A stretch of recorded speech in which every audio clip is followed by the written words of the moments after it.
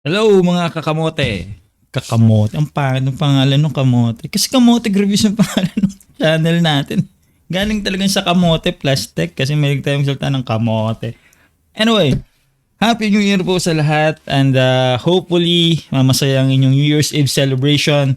Sana walang naputukan and I think every one of us is looking forward to 2021.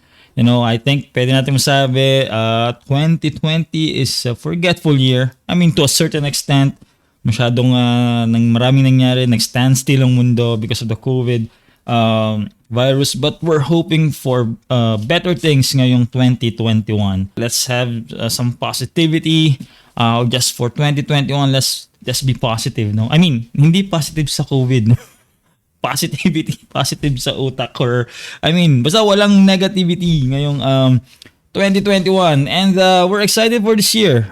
You know, every bawat simula ng taon is always exciting and we're very excited for this year sa start ng year to because dumating na to. Finally, dumating na to. So, dumating na ang ating MacBook Pro. Cue happy music! Alright. Okay, tama na yan. I-unbox na natin to. Buksan na yan! Okay, happy mood tayo. Kasi syempre, dumating na yung MacBook Pro natin. Medyo matagal natin itong hinintay. And happy tayo kasi mahaga siyang na-deliver. I ordered this noong, if you notice, I ordered this around December 18 actually. And ang unang sabi sa atin is dadating siya na ang January 8. So I was like, okay, ang tagal pa nun, December 18, January 8, more than 2 weeks. But that's fine, I can wait.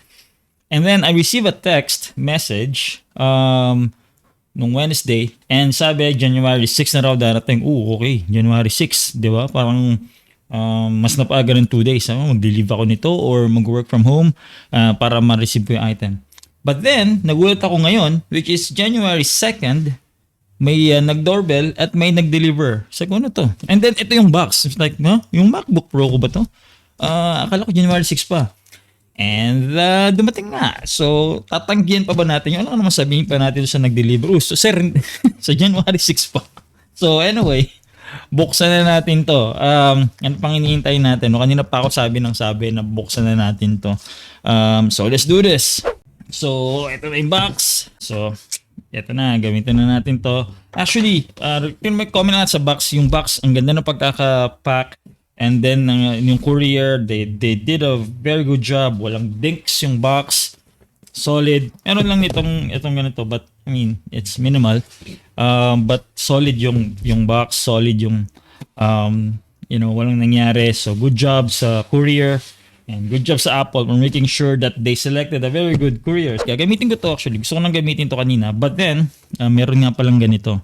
So sa lahat ng gumagawa ng packaging na may ganito, congratulations. Sinave nyo ang napakahirap na minsan sobrang daming tape ang hirap tanggalin, di ba? But anyway, buksan natin to. So hilahin lang natin to. Right. Yeah. And then, tingnan natin kung anong laman sa loob. So, tama ba? So, ganyan. Iyon o. MacBook Pro. Yeah ba? So, buksan na natin to. We ordered a MacBook Pro na if nakita niyo yung specs kanina, no? We ordered a 16 gig RAM and then 512 gig na SSD storage. Yung pinakamababang specs ng MacBook Pro is 8 gig memory, 8 gig unified memory and 256 I think na SSD. So yung kinuha natin is yung higher tier because of kung anong naisip natin gamitin dito. So let's okay, may ganito rin. So again, kudos talaga sa mga gumagawa ng ganito na may mga ganito. Yung sa packaging na may mga ganito para pinapadali yung buhay ng mga nag-unbox. Hindi na kayo, actually nilabas ko to, hindi ko naman pala kailangan. Hindi ko naman kailangan nitong blade ko. So, buksan na natin to. And, hatakin lang natin. Di ba?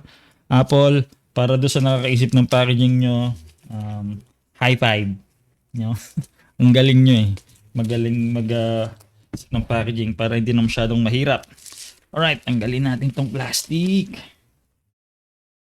Okay, so by the way, this is gonna be an unboxing video. I'm not probably even gonna use this a lot. It's just gonna be more first impression ng box, nung device pagkabukas, and then I'll probably do another video for, kung ginagamit ko na to. So, for the record, this is my first Mac ever. I've never owned any Macs before. Although may nasa Apple ecosystem na tayo. In a way, kasi meron tayong iPad, right? Tapos meron din tayong iPhone. Wala tayong Apple Watch though, but in terms of yung mga parang yan, meron naman tayong Apple ecosystem. So, buksan na natin to. So, yan. And then, buksan natin. Tingnan natin kung ano laman sa loob. Okay. And, bang! Alright. So, ayan yung box. And, they have this. So, pwede mong ganoon, pero syempre may ganito. You hold it. Yeah, ba? So one thing about Apple products, they always feel premium. It doesn't matter kung iPhone or Apple Watch or their Macs or their iMacs, no? Yung laptops, MacBook Pro, MacBook Air, but they always feel premium. That's one thing na hindi nyo matatanggal sa mga Apple products. They carefully select yung mga materials na ginagamit nila para sa mga devices nila. Yeah, it's pricey, and sometimes parang hindi justifiable, but in terms of feeling premium, that's always gonna be there. So yung laman ng box, of course, yung laptop, just one, Apple logo. Yep. And then they have this cable, no? And this is for a charger. So, pag tinignan nyo yung dulo, it's USB-C, USB-C. Okay? And then, they have this little piece of documentation, I believe. No? Designed by Apple in California. Yung nakasulat. What's this? I don't know what this is. It's a mali service card. It's what it says. By the way, nung binili natin to, kumuha rin tayo ng Apple Care. Just a little bit of insurance there. Yeah, I think this is just, I'm looking for a sticker. Sa totoo lang, kaya ko ito sinitin. May sticker ba? Supposedly meron. Oh yeah, of course. Yep. That's, yan, dalawang logo, Apple logo as stickers. Then, of course, itong charger. So, alright. There we go. And then, gaganon mo lang. And then, saksak. And then, dito na to. No? Tanggalin din natin to. Yeah, there we go. Parang sticker lang din siya. Okay. Pwede naman siguro magsira ng ganyan. Yan. And then, dito to kabit. And then, dito na sa laptop. Alright. Okay, cool. Maganda yung packaging as always pagdating sa Apple products. And then, tingnan natin kung, and then the device itself is here. Hindi ko na pala kailangan to, tatabi ko na. This is our first official Mac. So, buksan natin. Tapos nalaglag, no? Iyak. Alright. Yan, pwede na natin buksan. Feels premium. So, I ordered a space gray color. And magaan. So, malaking bagay ito. Manipis. Right? And so yung makikita natin, yan, may dalawang USB-C na slot dyan. Diyan ka nagcha-charge, diyan ka na maglalagay ng kung ano-ano pang mga dongles and the whatnots. Sa kabilang side, meron lang siyang para dun sa headset, no? Earphones. And then wala nang iba. So, alright. And then, of course, that premium Apple logo. So, buksan na natin to. Paano? Hindi yun. So, ito. Ayan. Okay, pagbukas. Narinig nyo ba yung sound na yun? And, syempre may cover to. And, ayan. Sabi muna natin yan. And, magbo-boot up na siya. Okay? Hindi ko lang kung gano'ng katagal to. Mabilis lang. So, alright. English. Select that. Select your region. I'm gonna select where I am at right now. A few moments later. Okay, so we're still setting up our MacBook Pro, and one of the things na nakita natin is, of course, meron siyang fingerprint sensor. So we're trying to set that one up now. So